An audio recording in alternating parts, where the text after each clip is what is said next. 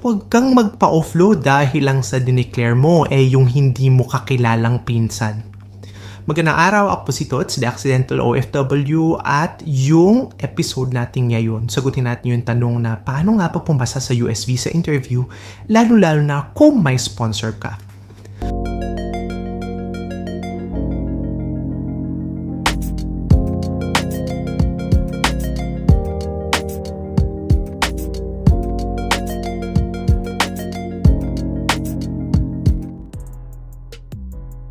Alam nyo ba na maraming visa applicants ang nade-deny dahil lang sa isang issue? Ito yung hindi ka paniwala yung sponsor nila. Minsan kasi sponsor daw pero hindi mo man lang ka-close. O kaya sponsor nga pero wala namang sapat na papeles. At minsan mga ka-OFW sadya talagang scammer. So ngayon, i-assess natin legit ba yung sponsorship mo at paano mo mapapatunayan sa harap ng embassy na hindi ka mapapahiya o ma-deny yung US visa mo. So yung tanong, una, sino ba yung pwedeng maging sponsor? Unang tanong, sino ba siya sa'yo? Kakaibigan mo ba siya? Kamag-anak mo ba siya? Asawang ba siya? Or online jowa mo lang siya? So syempre, kung kamag-anak mo siya, dapat malinaw yung proof of relationship. Kung asawa mo or fiancé, dapat may engagement. Dapat may kasal. Dapat kung doon nakatira, may petition papers. Kung kaibigan mo naman, kailangan may maayos kayong history ng pagkakaibigan na maipapaliwanag mo ng gusto at malinaw pag tinanong ka. Hindi sapat yung Facebook friend since 2018, hindi rin sapat yung, oy, na-meet ko siya online dahil sa mata ng visa officer. Kung hindi kayo close, bakit siya gagastos ng malaki para sa'yo? So pag-usapan naman natin yung mga dokumentong dapat mo ipakita pagka halimbawa dineclare mo na meron kang sponsor dahil syempre para patunayan na legit yung sponsor mo, kailangan may mga matching documents. So nandito na yung affidavit of support, kailangan notarized, signed at saka dated.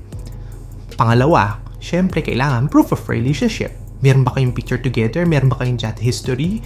Meron ka bang ipapakitang remittance slip, meron ka bang call records, etc.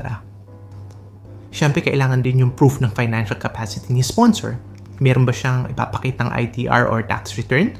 Meron ba siyang payslip? Meron ba siyang bank certificate? Meron ba siyang employment certificate para alam ni visa officer na kaya kanyang tustusan? Ang affidavit, halimbawa, na walang supporting proof, para yung love letter na walang date saka yung walang pirma. At kung sinasabi ng sponsor mo, halimbawa na nurse siya sa US pero wala siyang maipakitang payslip, well, red flag yan kay visa officer. Speaking of red flags, pag-usapan natin ano ba yung mga red flags sa mga sponsorships o yung mga fake na sponsorship. Una, yung sponsor na hindi mo pa nakikita in person. Bakit ka naman maniniwala, di ba? Pangalawa, yung mga sponsor na ayaw magpakita ng bank documents. Baka may tinatago.